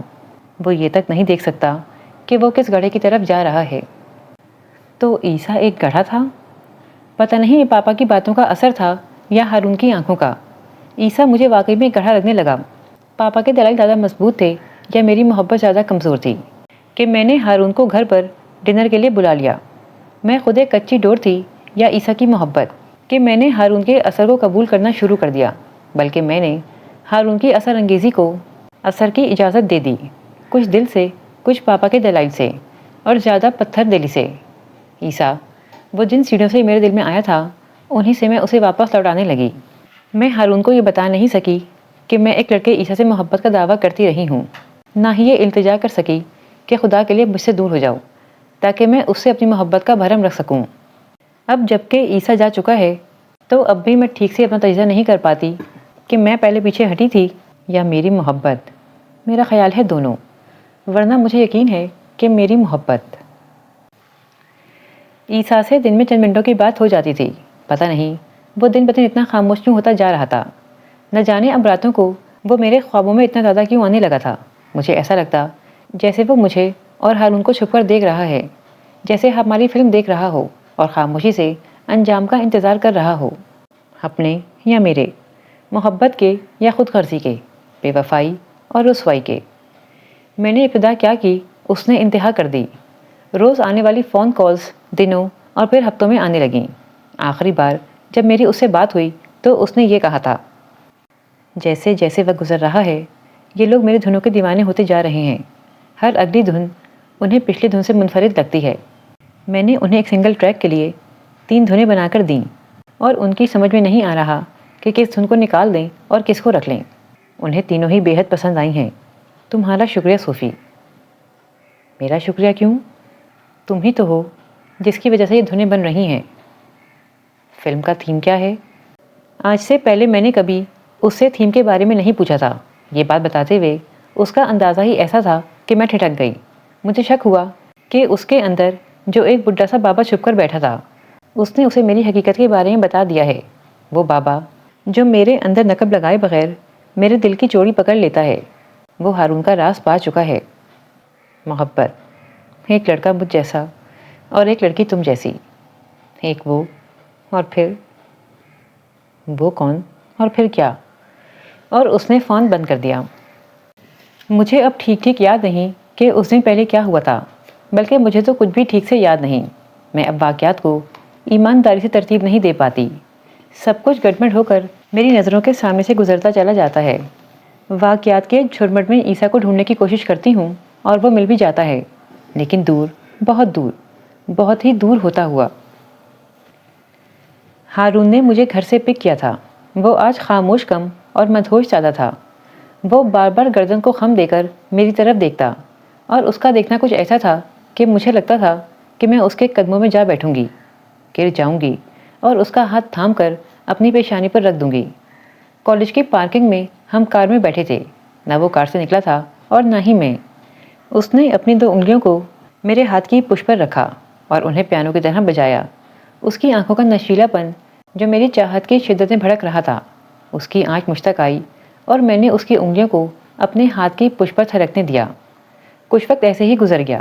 ہارون کی قربت مجھ پر نشے کی طرح طاری ہونے لگی۔ ہاں، یہی وہ لمحہ تھا جب کالج کے چھت پر بیٹھے عیسیٰ کے گٹار سے نکلتی دھن اصل شکل میں ڈھل گئی۔ ٹھیک اسی وقت ایک تار ٹوٹا، اس کے دل کا تار۔ چوکیدار کا کہنا تھا کہ وہ صبح ہی آ کر چھت پر چڑھ گیا تھا۔ حیرت ہے، اگر اسے یہی کرنا تھا تو وہ واپس ہی کیوں آیا؟ بینش، نورے، سارا، نہ جانے کس کس کا یہ کہنا تھا کہ وہ ایک بے حد اداس دھن بجا رہا تھا۔ اس کا گٹار رو رہا تھا۔ کچھ دیر تک اس کے دوست چھت پر اس سے بات چیت کرتے رہے تھے، پھر وہ چھت پر اکیلا رہ گیا۔ وہ سنگاپور سے اچانک آیا تھا، پھر بھی اس کا آنا ایسا تھا جیسے وہ یہاں سے بہت پہلے ہی جا چکا ہے، جیسے وہ ہائی کہنے نہیں بائی کہنے آیا ہو۔ جس وقت میں کالج کے اندر آئی، سارا جلدی سے میرے پاس آئی۔ عیسیٰ آ چکا ہے، تمہیں فون کر رہی تھی میں، تم نے کال ہی اٹینڈ نہیں کی۔ سارا کے انداز میں اتنا جوش تھا کہ ہارون نے میری طرف حیرت سے دیکھا۔ تمہارا بیسٹ فرینڈ آ چکا ہے اور اس نے تمہیں اپنے آنے کی خبر ہی نہیں دی۔ سارا بھی قریب کھڑی کچھ کہہ رہی تھی، لیکن میں نے کسی کی آواز نہیں سنی، لیکن میرے کانوں میں اس کی دھن سرگوشی بن کر لفظوں میں ڈھل رہی تھی۔ لفظ جنہیں میں نے اس کے جانے کے بعد پڑھا، لفظ جن کی سمجھ سب کھو چکنے کے بعد آئی۔ میں نے سر کو اوپر اٹھایا۔ مجھے چھت پر بیٹھا عیسیٰ نظر آیا، جسے پہچاننے میں مجھے بہت وقت لگا۔ اس کی شکل وہی تھی اور لمبے بال بھی، پھر بھی وہ اپنی شکل بدل کر آیا تھا۔ اس نے گردن جھکا کر نیچے میری طرف دیکھا، میری آنکھوں میں، اور جیسے اس کے سارے شک، وہم حقیقت نکلے، میری خود غرضی کے، دغا بازی کے اور بے وفائی کے بھی۔ اس نے میری حقیقت کو پا لیا۔ نہ سوال کی گنجائش رہی، نہ الزام کی۔ گٹار اس کے ہاتھ میں تھا، لیکن وہ اسے بجا نہیں رہا تھا، لیکن لوگوں کا کہنا ہے کہ وہ بجا رہا تھا اس دھن کو جو انہوں نے پہلے کبھی سنی ہی نہیں تھی۔ اس دھن نے اتنا شور برپا کر دیا تھا کہ چوکیدار چھت کی طرف بھاگ کر گیا تاکہ اسے کان سے پکڑ کر نیچے لے کر آئے۔ کچھ پروفیسر رک کر اسے دیکھنے لگے تھے۔ اس کے کچھ دوست چھت کی طرف بھاگے۔ ان کا کہنا تھا کہ وہ اتنی محویت میں گٹار بجا رہا تھا کہ اسے یہ ہوش بھی نہیں رہا تھا کہ وہ کسی بھی وقت چھت سے گر سکتا ہے۔ ہاں، وہ اتنا ہی محو تھا، اتنا کہ NCA کالج کی سرخ اینٹیں اور مال روڈ کی بہتی سڑک اس کی دھن کے سوگ میں ساکت ہو گئی۔ درختوں پر بسیرا کرتے پرندے اس کے اطراف گھنٹوں کی طرح ٹن ٹن بجنے لگے کہ شاید وہ اپنا ارادہ بدل دے، لیکن وہ… میرا سر اس کی طرف اٹھا رہا، لیکن اس کی نظر دوبارہ میری طرف نہیں جھکی۔ اس کی محویت نہیں ٹوٹی، ارادہ نہیں بدلا۔ عیسیٰ، وہ جب چھت سے نیچے گرا، اس کا سر اینٹوں سے ٹکرایا۔ اس کا وہ گٹار جس کے سب تار سلامت تھے، کچھ دور جا گرا۔ وہ تب بھی اتنا محو تھا کہ اس نے اپنی موت کا استقبال نہ فنکار بن کر کیا، نہ لازوال ہو کر اور نہ ہی بے مثال ہو کر۔ عیسیٰ، میں اتنے زور سے چلائی کہ جو جہاں تھا وہ وہیں کھڑا رہ گیا۔ کسی دھن کی طرح مجھ پر الہام ہوا ہے۔ کیا الہام ہوا تمہیں عیسیٰ؟ ایک تار ضرور ٹوٹے گا، گٹار کا یا میرے دل کا۔ اور بہت دیر سے، لیکن یہ ہوا۔ مجھے اس تار کے ٹوٹنے کی آواز آئی، اس کے دل کے تار ٹوٹنے کی۔ انہیں لگتا ہے کہ میں تمہیں کوئی روگ لگا دوں گا، جبکہ یہ ڈر مجھے تم سے ہے۔ اس کے پاس بیٹھ کر اس کے سر سے نکلنے والے خون میں اپنی انگلیاں ڈبو کر میں نے اپنا ہاتھ اس جگہ رکھ دیا جہاں کچھ دیر پہلے ہارون کا لمپ ثبت ہوا تھا۔ اس کی آنکھیں بند تھیں، وہ کھلی بھی ہوتیں تب بھی میری طرف نہ اٹھتیں۔ فنکار ناکام ہو کر تو زندہ رہ سکتا ہے، لیکن رسوا ہو کر نہیں، اور یہی حال محبت کا ہوتا ہے، یہی حال محبت کا ہوتا ہے، یہی حال عیسیٰ کا ہوتا ہے۔ اگر مجھے معلوم ہوتا وہ اتنی جلدی مر جائے گا، اگر مجھے معلوم ہوتا کہ وہ اتنا کمزور ہے، اگر میں یہ جانتی کہ اسے اپنی دھنوں سے زیادہ مجھ سے محبت ہے، اور اگر میں یہ بھی جان لیتی کہ وہ ایک صوفی کی بے وفائی کو نہیں سہ سکے گا، تو میں کبھی اس سے محبت نہ کرتی۔ میں جس نے زندگی میں کبھی کوئی جنون اپنے سر چڑھنے نہیں دیا، عیسیٰ کے سر اپنا جنون چڑھنے ہی نہ دیتی۔ بھلا مجھ جیسے لوگوں کے لیے بھی جانتی جا سکتی ہے، جنہیں کبھی عیسیٰ اچھا لگتا ہے اور کبھی ہارون؟ کیا اس جیسے سنگ مرمر کا مجھ خاک کے لیے خاک ہونا بنتا تھا؟ اس کے سر سے نکلتا خون سرخ اینٹوں کو اور بھی سرخ کرنے لگا۔ اس کی ساری دھنیں اس کے گرد ماتم کرنا کھڑی رہ گئیں۔ ایک لڑکا عیسیٰ جیسا، ایک لڑکی صوفی جیسی، بے وفا، ایک وہ ہارون، اور پھر محبت ناکام ہو کر تو زندہ رہ سکتی ہے، لیکن رسوا ہو کر نہیں۔ سب نے کہا کہ وہ اتنی سی بلندی سے گرتے ہی کیسے مر گیا، وہ اتنی جلدی کیسے مر گیا۔ وہ نہیں جانتے تھے، صرف میں جانتی تھی کہ نیچے اینٹوں پر گرنے سے پہلے، بہت پہلے، وہ تو اوپر ہی مر چکا تھا۔ نیچے گرنے سے کہیں پہلے وہ گر چکا تھا، میرے ہاتھوں میں آنے سے پہلے ہی وہ مردہ ہو چکا تھا۔ اس کی بے مثال محبت صوفی نے رسوا کر دی تھی۔ اس کی زندگی تمام ہو گئی تو میں نے اپنی بے وفائی کو بھی عام ہو جانے دیا۔ جس محبت کا خراج اس نے جان دے کر چکایا، اس خراج کا خراج اب مجھے تنہا رہ کر چکانا ہے۔